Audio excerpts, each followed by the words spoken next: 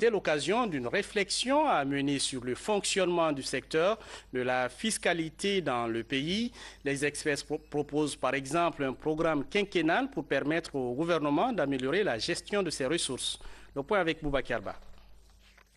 Un plan quinquennal ambitieux et un programme de mobilisation de recettes fiscales adapté. C'est la vision du gouvernement Youla à l'horizon 2040. C'est dans ce cadre que s'inscrit ce forum qui devrait répondre aux préoccupations du PNDS, entendez Programme national de développement social, réalisé par le département du plan pour les 5 prochaines années, avec un objectif de mobilisation de 15 000 milliards de francs guinéens pour financer les grands projets de l'État. Pour y parvenir, le ministre du Plan a défini les 4 axes prioritaires, dont entre autres le développement durable, le capital humain et la bonne gouvernance au service d'un développement durable. C'est des chiffres réels et c'est des chiffres qui ont le consensus de l'ensemble des partenaires. On est parti de là pour déterminer les besoins qu'il y a pour le financement de ce plan de développement économique et social qui porte sur 5 ans. Pour répondre aux soucis du département du budget en termes de mobilisation de recettes et d'utilisation rationnelle de ces ressources, 6 panels ont été mis en place par les organisateurs pour permettre de cerner les grands problèmes qui grippent l'administration et proposer des solutions fiables permettant d'atteindre nos objectifs. Des problèmes liés au taux élevé des taxes fiscales, les exonérations, le manque de rationalisation de la gestion budgétaire permettant une traçabilité sur les actions à réaliser, la faiblesse des ressources humaines, la corruption, les détournements, manque de contrôle en amont et en aval, l'impunité, la liste est longue. Déjà au niveau de l'administration, les recettes fiscales n'arrivent pas au trésor public.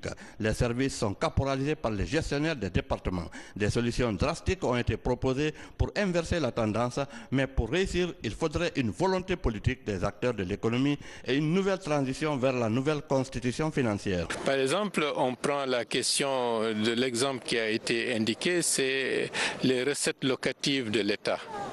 Le budget avait prévu pour 2015 15 milliards et ces 15 milliards, puisque ça a été prévu, c'est parce qu'il y a des dossiers qui existent qui peuvent permettre d'avoir ces 15 milliards. Mais en réalité, c'est 785 millions de francs guinéens qui ont été collectés. La problématique de la mobilisation des recettes fiscales reste un problème entier qui mérite une attention des gouvernants et gouvernés. Les travaux de l'atelier sous-régional sur le corridor Dakar-Abidjan ont pris fin cette semaine. La rencontre de Conakry a permis d'identifier une 50aine de projets pour la réalisation de cette route côtière qui relie les pays de la CEDEAO. L'heureuse nouvelle pour la Guinée est que notre pays compte 12 projets sur la 50aine retenue. Ansouman Toumani Kamara. Au terme de 3 jours d'intenses travaux entre les experts venus des pays de la CEDEAO et les représentants des partenaires techniques et financiers, une 50aine de projets est retenue. Des projets qui doivent accélérer la réalisation du corridor Dakar-Abidjan. That's a 3-stage process. Le financement de ces projets viendront donc des organisations comme la CEDEAO et également la banque d'investissement pour le développement de la CEDEAO qui est là. Donc c'est l'une des institutions auprès de laquelle nous espérons des financements. En plus de cela, il pourrait y avoir d'autres organisations qui pourraient intervenir dans ce même cadre. ECOWAS, Bank of Development. Après la sélection de ce projet, nous allons encore travailler avec la CEDEAO et l'agence du NEPAD pour voir les difficultés qu'ils pourraient éventuellement rencontrer pour que nous, au niveau de la commission, on fasse remonter ça au niveau des chefs d'État de tous ces pays concernés pour pouvoir débloquer la situation. 12 projets présélectionnés pour la Guinée sur la 50aine retenus dans les pays concernés par le corridor Dakar-Abidjan. Il s'agit de 4 projets dans le secteur des transports, 4 de l'énergie, 2 du secteur des ressources en eau et les 3 autres concernent les nouvelles technologies de l'information et de la communication. Dans le secteur routier, il s'agit de la route nationale numéro 1 qui commence de Koya à la sortie de Conakry jusqu'à Yomou. Tu sais, cette route elle est bitumée dans sa section Conakry jusqu'à Kankan, mais de Kankan jusqu'à Kéréouane Beila, Yomou jusqu'à la frontière Libéria, ce tronçon est encore en terre. Donc c'est l'un des l'une des priorités que nous avons ciblées dans ce programme. Vous savez, entre la Guinée et tous les pays limitrophes, le seul pays qui reste sans liaison routière correcte, c'est entre la Guinée et le Libéria. Tous les autres pays, avec la Côte d'Ivoire, on est en train d'avoir une route bitumée, il s'agit de l'Ola d'Anané, dont les travaux vont commencer très bientôt. Après la présélection des projets, il reste leur finalisation et transmission à la CEDEAO dès le début de la deuxième quinzaine de ce mois de novembre. La réalisation de la route côtière qui va relier les pays de la CEDEAO est un engagement des chefs d'État ouest-africains pour concrétiser l'intégration sous-régionale. Comment intensifier la promotion de la démocratie en Guinée? Le sujet est en débat à l'hémicycle où les parlementaires échangent sur des questions d'aventure démocratique ou encore expériences et leçons électorales. À Conakry, le président de l'Académie internationale du droit constitutionnel basé à Tunis partage son expérience de la thématique. Abdoulaye Ningilande Diallo nous en dit plus. Aventure démocratique dans les sociétés contemporaines, expériences et leçons électorales, deux thèmes d'intérêt national développés par professeur Francis Delpéry aux parlementaires guinéens. Ce constitutionnaliste et membre de la Chambre des représentants belges pense que la démocratie est un chantier dont la construction requiert la participation de chacun et de tous. Cette œuvre démocratique, elle se fait de la main des hommes et des femmes. C'est pour cela qu'elle a une histoire. C'est pour ça qu'elle connaît des hauts et des bas. C'est pour ça qu'elle est aujourd'hui menacée. L'aventure démocratique. La diversité des débats et la qualité de l'exposé ont davantage éclairé la lanterne des députés. Cette activité est l'une des séries que le groupe d'amitié Benelux ambitionne d'organiser pour marquer la coopération parlementaire. Cela s'inscrit dans le plan d'action que nous avons au niveau du groupe d'amitié pour faire en sorte que nous bénéficions des autres institutions des trois pays que nous couvrons, c'est-à-dire la Belgique, les Pays-Bas et le Luxembourg, en termes de coopération entre parlements, en termes de formation, de renforcement de capacité des élus, la formation des travailleurs parlementaires, parce que pour moi, un parlement fort, c'est aussi des travailleurs parlementaires forts, bien formés.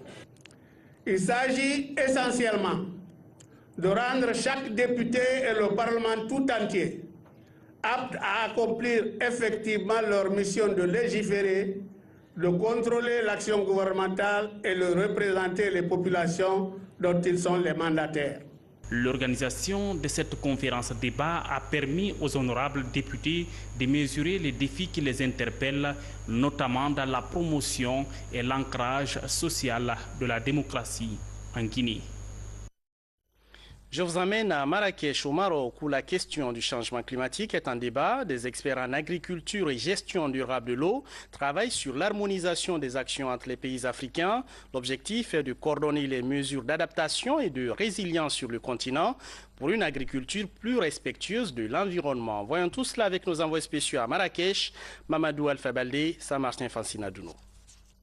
À la COP22, des panels de formation et d'échanges scientifiques sont tenus en faveur des participants. La délégation guinéenne tire profit de ces débats. 3 enseignants-chercheurs expliquent les facteurs de pollution, les risques de pénurie d'eau et les nouvelles techniques d'irrigation agricole. L'exposé du détenteur du prix Nobel en eau et techniques agricoles édifie l'assistance sur les besoins en eau, tant sur la surface que sous la surface du continent africain. On a le même problème de valorisation des ressources en eau. Il y a problème de sécheresse partout en Afrique. Et on a un problème qui est étonnant au niveau valorisation. On exploite ou bien on surexploite les ressources d'eau superficielles comme les ressources d'eau souterraines. Et on a le même problème. Ça, c'est le même problème. Donc, en partant de ce point-là, je me suis dit, il faut réunir les experts qui sont autour du fleuve du Niger pour pouvoir non seulement discuter et arrêter ce problème au niveau de la COP, mais voir après la COP, faire des conventions, préparer des projets et les soumettre pour subvention pour pouvoir trouver des solutions à ces rarifications d'eau. Nous avons démontré la vulnérabilité de nos cours d'eau, notamment le fleuve Niger, dont les eaux souterraines même ravitaillent l'Algérie. Nous avons démontré que si nos paysans, si les communautés riveraines ne sont pas appuyées, les activités anthropiques qu'ils mènent, ils ne peuvent pas mettre fin à ça, parce que c'est des activités de subsistance, d'agriculture itinérante, la fabrication des briques cuites, tout cela, c'est des facteurs qui contribuent à la dégradation des forêts, dont les projections font état d'une baisse de la pluviométrie qui va atteindre à l'horizon 100 les 30%.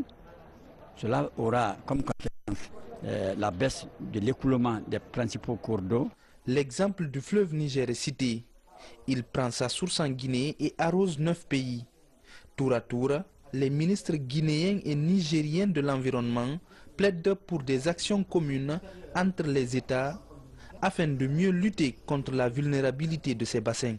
Nous sommes obligés de travailler ensemble pour trouver la solution parce que nous avons une ressource partagée. Et comme vous le savez, le fleuve Niger prend sa source en Guinée. Donc nous sommes les premiers non seulement à prendre à bras le corps la gestion ou la protection du fleuve Niger, parce que nous savons que le fleuve Niger est partagé entre plusieurs pays de la sous-région. Donc nous sommes obligés de nous concerter dans la gestion, dans la protection et pour l'avenir, nous sommes obligés de travailler ensemble. À la fin des débats, la délégation guinéenne a exprimé le souhait de voir ses experts dans son pays pour des modules de formation en faveur des ingénieurs et cadres des départements associés à la gestion de l'eau, des forêts et de la terre. Parlons maintenant du conseil d'administration de l'Amproca. L'agence a atteint son objectif cette année avec 200 000 hectares de plantations d'anacardiers. L'Amproca se fixe de nouveaux défis. Pour 2017, 3 000 hectares de noix de cajou seront exécutés. Une initiative présidentielle qui prévoit un programme spécial de production de semences de riz et de maïs. Fodé Camara. Au sud du pays, le grand marché transfrontalier de Senko est ravitaillé par des petites coopératives agricoles, des entrepreneurs ruraux accompagnés d'amont en aval par les émissaires de l'Agence nationale de la promotion rurale et du Conseil agricole. À Beila, ce périmètre annonciateur de bonnes récoltes est le fruit du suivi à la loupe des itinéraires techniques proposés par le Conseil agricole de l'Amproca. La durée de pépinière, 21 jours au maximum, et les brins, c'est de 2 à 3 selon l'âge de la pépinière. Et puis, nous avons essayé de gérer l'eau, la maîtrise de l'eau. L'eau est complètement maîtrisée. Face aux enjeux émergents liés au changement climatique, à la relance des cultures d'exportation et la promotion de l'emploi jeune, le conseil d'administration de l'Amproca affûte ses armes pour 2017. Sur une prévision de 37 milliards, il n'y a pas eu plus de 6 milliards, je dis ça au gros mot. Il fallait vraiment du courage pour la direction générale. Et le niveau de réalisation est très appréciable, sans compter la qualité et la pertinence des informations qu'ils ont mis dans les rapports. Il faut qu'on mette à la disposition de Amproca la subvention nécessaire pour accomplir son travail. Après l'atteinte de l'objectif 2016 de 200 000 hectares de plantation d'anacardiers pour la campagne agricole 2017, les statistiques du programme présidentiel de développement de la noix de cajou sont revues à la hausse. En termes d'anacarde, c'est 300 000 hectares. Et sans compter qu'à cela, il faut ajouter le café, le cacao, le palmier qui doivent arriver bientôt, les graines pré-germées doivent arriver bientôt de la Côte d'Ivoire, pour lequel aussi nous allons mettre en place le programme d'extension au niveau de toute la zone forestière. Donc c'est vous dire qu'en plus des cultures vivrières, nous venons prendre en compte les cultures de rente que j'ai citées tantôt, et à cela vient s'ajouter un programme spécial de production de semences, de riz, de maïs et de soja, en partenariat avec les autres directions et les autres services techniques par rapport à leur mise en œuvre. Principale résolution du conseil d'administration version 2016, un comité de plaidoyer est mis en place pour mobiliser les ressources susceptibles d'apporter de la valeur ajoutée à la mission de promotion rurale de l'AMPROCA. Fini la semaine nationale de la citoyenneté en Guinée, c'était l'occasion d'une réflexion à mener sur la paix et le développement. L'objectif étant de montrer aux populations, toutes couches confondues, que la citoyenneté concerne tout le monde et commence déjà par de petits gestes. Le message est-il passé? Sori de Kouera a rencontré certains citoyens. Témoignage dans ce reportage en images. À peine les travaux de la Semaine nationale de la citoyenneté bouclés sur le territoire national, l'heure est à l'observation des pratiques citoyennes sur le terrain. Installées sur cette artère publique de la commune urbaine de Boké depuis plusieurs mois, ces femmes vendeuses d'articles divers semblent accéder aux différents messages de la semaine. Elles promettent libérer les lieux et souhaitent bénéficier d'espaces de vente plus adaptés. Je demande à toutes les femmes de libérer cette place publique, qui n'est pas un espace de vente, c'est plutôt un lieu réservé pour la circulation des engins roulants, comme les véhicules et les motos.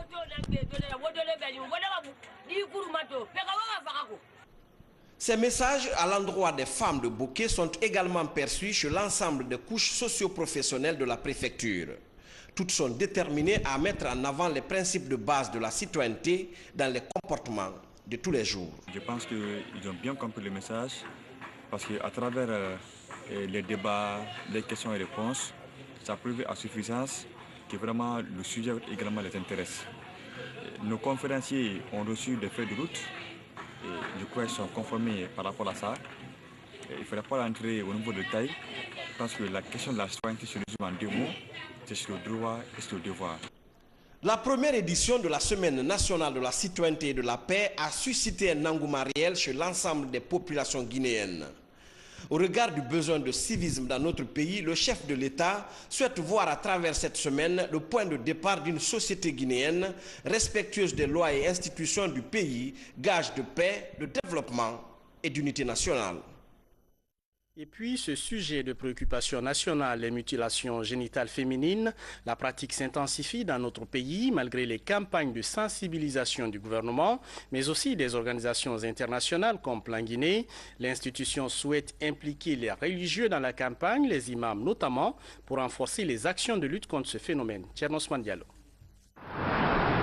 En août dernier, les religieux ont déclaré la première fatwa contre les mutilations génitales féminines en Guinée. Une condamnation historique de ce phénomène social de la part de ces leaders religieux, très influents au sein des communautés. 2 mois après cette fatwa rendue publique au secrétariat général aux affaires religieuses, la vulgarisation de cette nouvelle fatwa se fait lentement. À Ratoman, les imams n'ont toujours pas été officiellement saisis pour s'impliquer activement dans la lutte au niveau local. Une autre étape est à franchir pour accélérer le processus d'abandon de ces mutilations dans cette commune. Eux, les religieux, ils parlent souvent au nom des autorités religieuses. S'ils n'ont pas reçu, ils ne nous ont pas transmis la fatwa officiellement, ils ne pourront pas transmettre des messages relatifs à la promotion de l'abandon des MGF.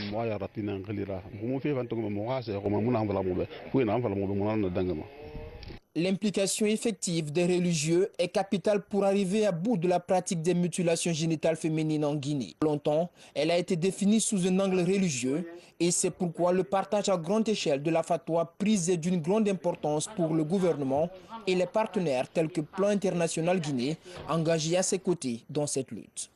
Il s'agira pour nous, comité, ministère de l'Action sociale et de la promotion féminine, mais également avec les partenaires associés, Plan Guinée, UNICEF, UNEPIE, justement de faire un plaidoyer pour que cette fatwa, déjà prise contre la pratique de l'excision, soit à l'échelle un peu partagée avec les communaux, avec l'intérieur du pays, les religieux de l'intérieur du pays, avec tout le monde, hein, et pour qu'on puisse lui donner un effet. Le plaidoyer d'aujourd'hui a visé particulièrement, après bien sûr, les plaidoyers qu'on a eu à faire au niveau de certains départements ministériels, on s'est dit qu'il faut encore se tourner vers les religieux, vers la Ligue islamique nationale et pourquoi pas les ligues islamiques communales. Selon la dernière enquête de démographie et de santé de 2012, la Guinée est le deuxième pays au monde où se pratiquent les mutilations génitales féminines après la Somalie. 97% des femmes y ont subi cette épreuve. Sensibilisation des populations sur les accidents ferroviaires à Conakry, la campagne est pilotée par une ONG locale avec le soutien de la CBK, alors que dans la capitale, les rails sont par endroits envahis par des marchands ambulants ou des passants. Les jeunes sont souvent les plus concernés et dans les écoles, on rappelle aux élèves les dangers liés à l'occupation anarchique des rails. Le point avec Habib Diab. Des sketchs, des slogans, tout y est pour dénoncer l'occupation anarchique de la voie ferrée et les accidents qu'elle entraîne. Avec Roussal CBK, l'amicale des jeunes pour la sauvegarde de l'enfance et de l'adolescence s'active sur le terrain. Au nombre des publics cibles, les élèves. Dans cet établissement de Afia minière, l'ONG réitère son appel pour une prise de conscience collective. L'ONG AJSEA, en partenariat avec Roussal CBK, interpelle toutes les autorités administratives, communales, ainsi que les chefs de famille, les leaders religieux de Conakry et Koya, afin qu'ils adhèrent à cette initiative et pérennisent cette sensibilisation. Dans ce genre d'événements soutenus par la distraction, les encadreurs s'illustrent par la qualité de la mobilisation scolaire. Cela suffit-il à combler les attentes? Mon école se trouve entre deux quartiers, Afia Minière Centre et la Carrière Cité. Donc obligatoirement, c'est de la carrière vont traverser les rails pour venir à l'école. Donc je vais, à partir de maintenant, qu'on a sensibilisé avec l'ONG, maintenant moi je prendrai mon bâton de pèlerin pour sensibiliser chaque fois quand l'opportunité serait là. Au même moment, nous sommes interpellés par le bruit du train. Sans surprise, la population poursuit sa parade sur les rails.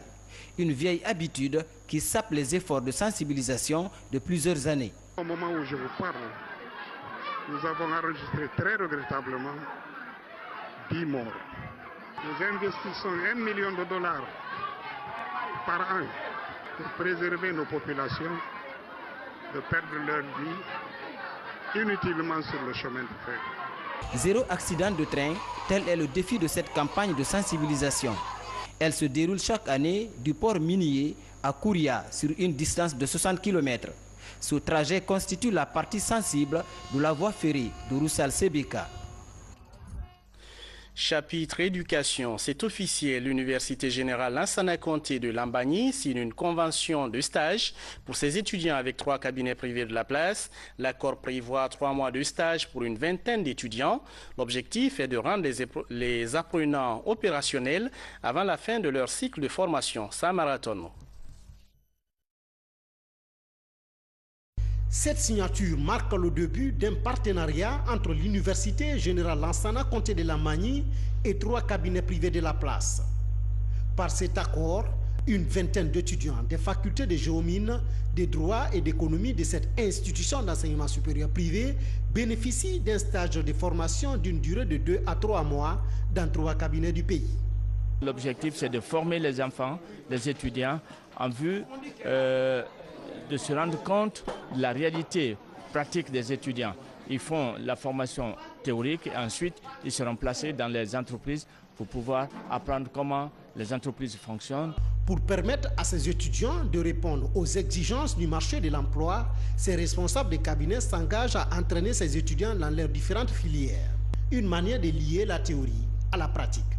Le stage va être réparti en 3, il y aura 3 composantes. Il y aura une formation qui va être théorique. D'abord, dans le cabinet, on va leur former des trucs un peu pratiques sur le terrain, mais les consultants viendront en cabinet intervenir.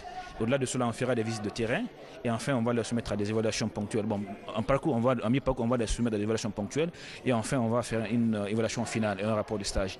Donc, ça va leur permettre vraiment de comprendre, de voir dans quelle mesure les choses se passent de façon pratique et avoir un emploi. Depuis quelques mois, une vingtaine d'autres étudiants des facultés d'économie et de droit sont en stage dans un autre cabinet de Conakry. Les 3 ans de formation au sein de l'université, c'était de bonnes formations, mais c'est la théorie qui globalisait. Et dans ce cas, dans le cabinet, tout ce que nous faisons, c'est une formation pratique. Cette stratégie appliquée à l'université privée générale Lansana Conté de Lambagny permet de lutter contre le chômage des jeunes diplômés à travers une formation qualifiée. un objectif qui tient à cœur les dirigeants de cette université. Je vous emmène à l'université Mercure International de Conakry. Là-bas, vous allez le voir, de jeunes diplômés d'université sont formés aux techniques de recherche d'emploi. Ils sont une trentaine en quête du premier travail, un projet de l'ONG Initiative pour l'émergence des femmes et jeunes avec le Lions Club Kakilambe, Diana Yansani. Après le cycle universitaire, de nombreux jeunes Guinéens rencontrent des difficultés sur le marché de l'emploi. Pour appuyer ces diplômés dans la recherche du premier emploi, l'ONG Initiative pour l'émergence des femmes et jeunes a organisé cette session de formation. Une trentaine d'étudiants sortant des universités de la place participent à la formation. Suite à une évaluation qu'on a faite aux étudiants de Mercure, nous avons vu les besoins qu'il faut pour pouvoir faire une formation de taille. Alors nous comptons déployer ce type de formation dans d'autres universités de la place afin que nos jeunes soient plus qualifiés, plus motivés et face à un entretien d'embauche. L'organisation de cette formation en technique de recherche d'emploi fait suite aux besoins exprimés par plusieurs diplômés des institutions d'enseignement supérieur du pays. Des notions comme la recherche des opportunités d'emploi, la rédaction des CV et des lettres de motivation jusqu'à l'entretien d'embauche seront enseignées. On a commencé à leur donner les motivations, comment se mettre dans la peau de quelqu'un qui va chercher du travail, comment se préparer pour affronter le marché du travail. J'espère qu'à la sortie de cette formation avec IFEF, qui est axée sur les techniques de recherche d'emploi, je serai apte à me trouver un emploi personnellement.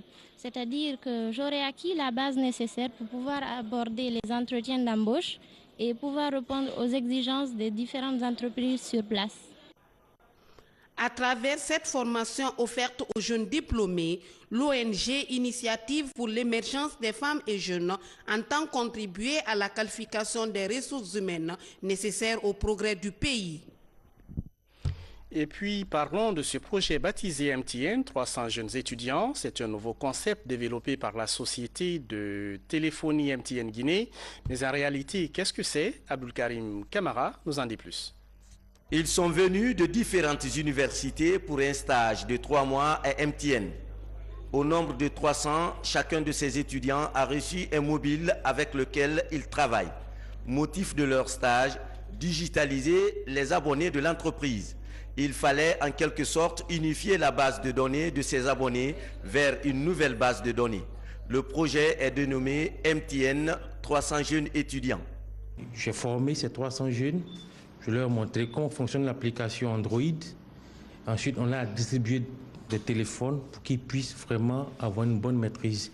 Nous avons aussi réalisé des supports de formation, après avoir fait la formation des supports et même des bâches, pour qu'ils puissent suivre le process pendant qu'ils travaillent en même temps. On a voulu par là leur donner l'opportunité de s'intégrer dans le milieu du travail et pendant 3 mois découvrir l'entreprise, le monde de l'entreprise. Repartis en 2 groupes, les stagiaires devaient aussi dématérialiser les fiches de plus de 1 500 000 abonnés de la société de téléphonie.